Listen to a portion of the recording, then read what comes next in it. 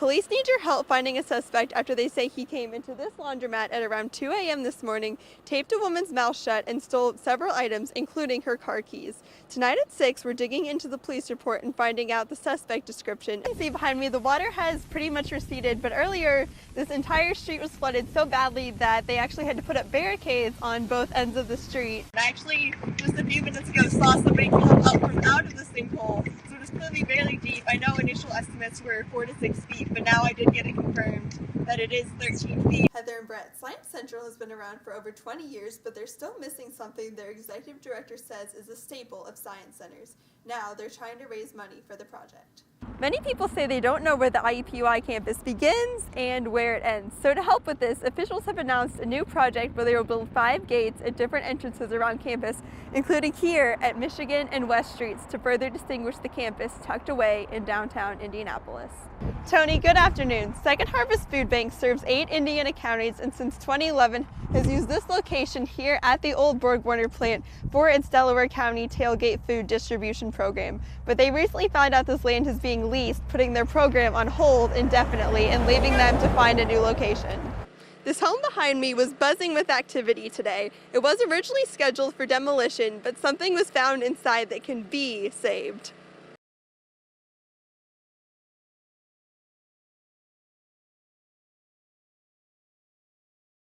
Emerson. Now, for being 132 years old and traveling over 450 miles yesterday, I'd say Charles Willard looks pretty good. He's been missing from Muncie since the 1960s, but yesterday a crew helped bring him back home to Indiana.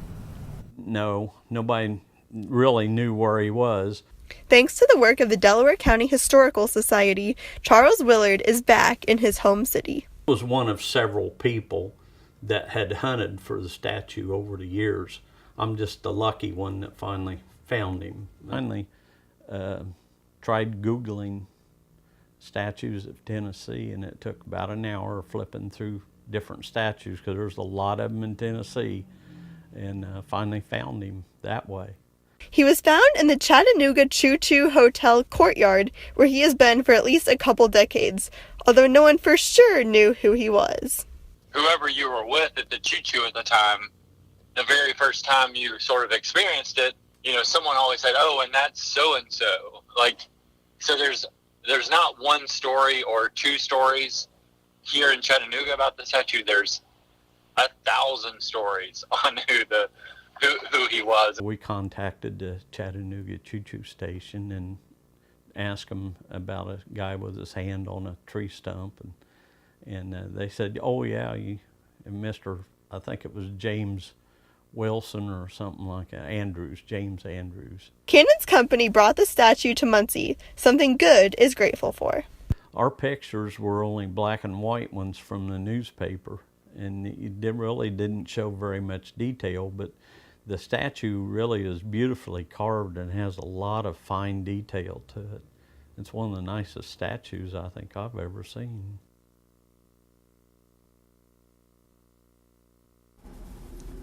Now, as for the cost of moving the statue from Tennessee back to Indiana, Tucker Build actually did it for free. They said they already had the equipment and the manpower, so it was a relatively easy job.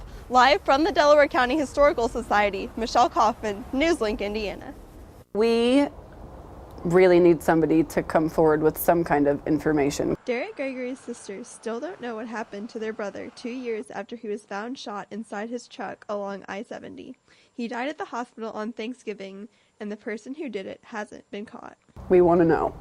When we know, then we can just say we know. And we can move on. We don't have to look over our shoulder wondering who it is and why. Why we don't get any more memories with our brother. Derek was the youngest sibling who had a huge laugh and loved a couple of Thanksgiving foods. He had to eat the turkey leg and the banana pudding. He loves banana pudding, and you could hear his laughter through the entire house. The family says Derek would want them to enjoy their Thanksgiving, but his memory and their mission for justice continue. I would like for Thanksgiving to be a really positive day again. I'm not saying that it's not, but when we have to focus on the events surrounding the homicide of our brother every Thanksgiving, it's difficult to focus on all of the good and the bad at the same time. Thompson said she doesn't like to think about what happened, and her sister just want to know why. We urge you to put your heart out there and understand that we just need to move forward. Like, it's kind of like a slow moving torture, and you can't really move forward all the way, even though you want to, because you don't know why. In Shelbyville, Michelle Kaufman, 24-Hour News 8. The renovated Clyde Theater has been open for less than a month, but added another change tonight for the band Wars show. This is the first time that a seated concert has ever happened at the Clyde Theater. The space has versatility and was completely upgraded after being closed since 1993. We can do concerts for standing general admission where everybody's just hanging out and first come, first serve. And then we can do seated shows like we're doing for War. It's really neat to have a flexible space like that. Changes outside the building are impacting more than just the theater.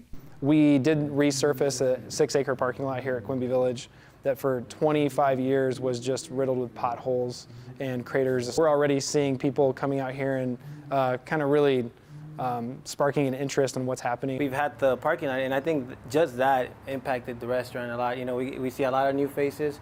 We see, you know, just the traffic flow just coming in more. Just a few steps away from the Clyde is La Fogata Mexican restaurant. Every concert night is packed. We've had our first wait, and we've never had one in 13 years. So the restaurant will close in July for renovations. To get our new front and a new inside. Renovations that almost didn't happen. We were actually thinking about moving because the whole parking lot issue, the whole dead plaza was just not good for us. We were looking for a new place to go.